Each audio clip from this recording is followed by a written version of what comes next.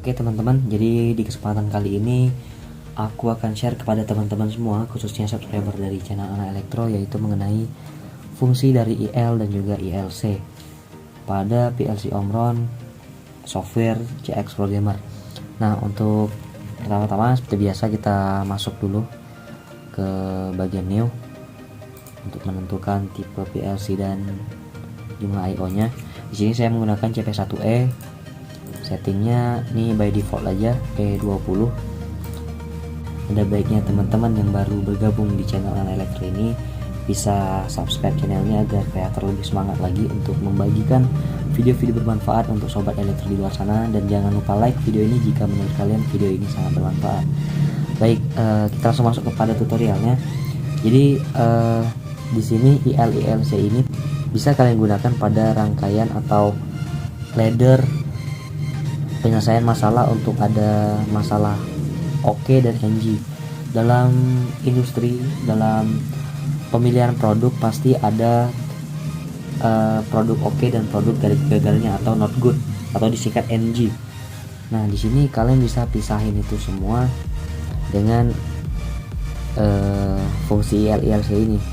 Nah, jadi di IL/ILC ini yaitu fungsi yang satu kesatuan, jadi dua-dua ini memiliki keterikatan. Jadi IL/ILC ini sepaket. Nah, programnya disimpan di mana? Disimpan di antara IL dan juga ILC. Mungkin kita lanjut aja kepada tutorialnya. Kita cobain. Di sini 0.00 start, caps lock start. Nah, di sini karena saya terbiasa pakai keyboard, saya pakai keyboard. Nah, slash untuk manggil NC 0.01 kita kasih stop. Nah, di sini kita panggil output dari internal coil yang kita sudah bahas sebelumnya, W0.00 sistem on. Nah, di sini mungkin kita gunakan yang simpelnya dulu. Nanti untuk pengembangannya silahkan kalian cobain sendiri, tapi yang jelas kalian paham dari prinsip dari IL dan ILC ini. Nah, di sini karena kita mau mempertahankan posisi coilnya, ketika tombol start dilepas maka kita bikin interlock atau latching W0.00. Nah, di sini kita panggil lagi W0.00. Nah, terus kita langsung ketik aja di keyboard teman-teman, langsung ketik IL. Nah, maka dia langsung muncul IL. Nah, di sini langsung kita tanpa kontak kalau ILC, jadi langsung ditutup gitu ILC. Nah, programnya disimpan di mana? Jadi teman-teman nyimpennya di antara IL dan juga ILC ini. Nah, ini karena kita sudah telanjur bikin ini, maka udah kita tutup pakai ILC. Jadi kalau teman-teman mau bikin, kalian bisa panggil IL nya dulu, setelah itu baru kalian isi program di tengah-tengahnya, baru kalau sudah selesai kalian tutup ILC nya. Nah, di sini kita bikin rang baru, insert below. Nah, di sini kita coba panggil satu sensor. Kita coba input 0.02, kita tulis sensor 1. Nah, di sini outputnya kita bikin 100.00 apa ya? Kita kasih nama motor 1.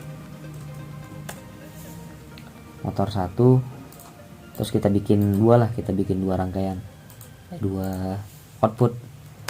0.03 sensor 2, terus kita bikin 100.01, kita kasih nama motor 2. Nah, jadi penjelasannya, ketika ini tidak dialiri arus, jadi ini ketika IL tidak mendapatkan sumber dari sini, maka semua output yang ada di dalam sini tidak akan bekerja, dia akan mematikan dari dalam. Jadi untuk ini bisa ditekan dan tetap mengalirkan ke sini, tapi coil tidak bekerja. Semua coil, semua data masuk itu tidak ada yang bekerja. Mungkin kita bisa lihat di sini di instruction helpnya. Nah, di sini kita turun ke bawah. Nah, di sini. Nah, ini untuk perubahan kerjanya. Jadi yang kayak gini diefisienkan menjadi seperti ini. Nah, program A dipindahin ke sini. Kalau kita tidak menggunakan IL atau ILC, nah bentuknya itu seperti ini. Tapi kalau kita gunakan IL ILC, kita bentuknya seperti ini. Jadi dia kerjanya tuh bergantungan. Nah, seperti yang kita lihat di sini. Nah, di sini execution condition dan ini interlock section of program. Nah, kalian, ini adalah program yang kita buat di antara IL ILC tadi yang udah kita bikin. Nah, ini execution condition on. Nah, berarti ketika IL ini mendapatkan sumber, maka dia akan normal eksekusi. Jadi semua yang di dalam ini berjalan normal. Nah, jadi ketika execution condition off di sini, nah maka IL ini tidak mendapatkan sumber dari sini. Nah, maka output interlock. Jadi semua output yang terdapat di dalam ini maupun increment, decrement atau output coil, kalian tidak bisa merubah ketika IL ini dalam kondisi mati. Jadi ketika kalian mau memperkerjakan semua output dan data-data yang mau kalian simpan atau kalian proses, kalian tidak bisa. Di sini hanya kontak yang bekerja tapi tidak berpengaruh apa-apa kepada coil ataupun data-data yang ada di dalam sini. Jadi hanya kontak bisa kalian gerakkan tapi tidak berpengaruh apa-apa. Nah, mungkin kita simulasiin. Kita work online.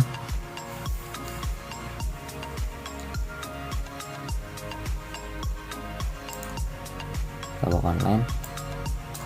Nah, di sini kalian lihat ketika saya menghidupkan sensor 1 tanpa menghidupkan interlocknya, maka tuh motor 1 tidak bekerja. Dia tetap mengalirkan ke sini tapi coilnya tidak bekerja, teman-teman. Coilnya tidak bekerja hingga interlock ini dia mendapatkan sumber dari sini.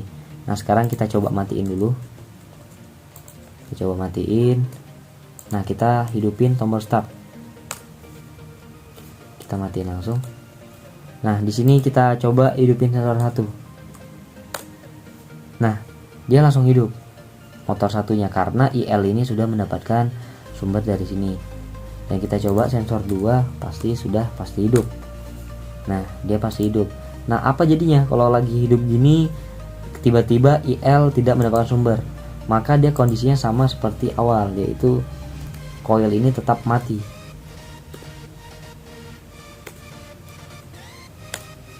Nah, dia warna jadi putih. Garis hijau ini tetap jalan ke ujung sini tapi coilnya tidak bekerja. Seperti yang sudah dijelaskan di instruction hub tadi. Nah, ini untuk contoh sederhananya. Kalian bisa mengembangkan ini untuk pemrograman kasus rumit. Jadi seperti ketika ini contoh, kalau misalnya kita bikin di sini produk oke.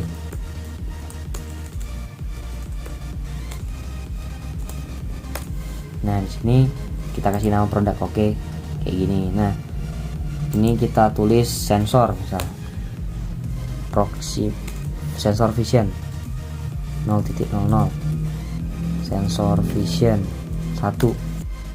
Kita nggak usah kasih nama 1, kita kasih sensor vision aja namanya. Nah, karena sensor vision udah bisa semuanya. Ini produk, ini bukan oke. Produk. Nah, di sini kita kasih nama di tabelnya, di rangnya produk oke. Nah, kita bikin rangkai ladder untuk produk NG. Nah, kita panggil seperti ini, W0.00 produk. Nah, kita bikin IL juga di atas.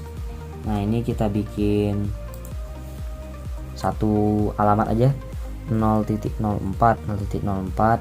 sensor 3 misalnya. Ini kita kasih alamat 100.02, kita kasih nama motor 3. Nah, di sini kita bikin ILC. Nah, seperti ini. Coba kita simulasiin.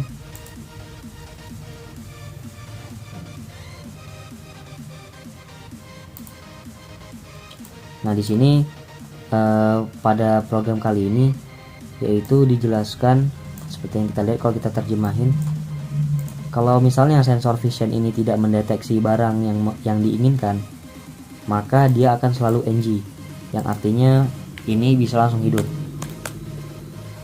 Nah, dia bisa langsung hidup. Nah, kalau misalnya lagi kondisi sensor vision mendeteksi barang oke, maka dia langsung hidup.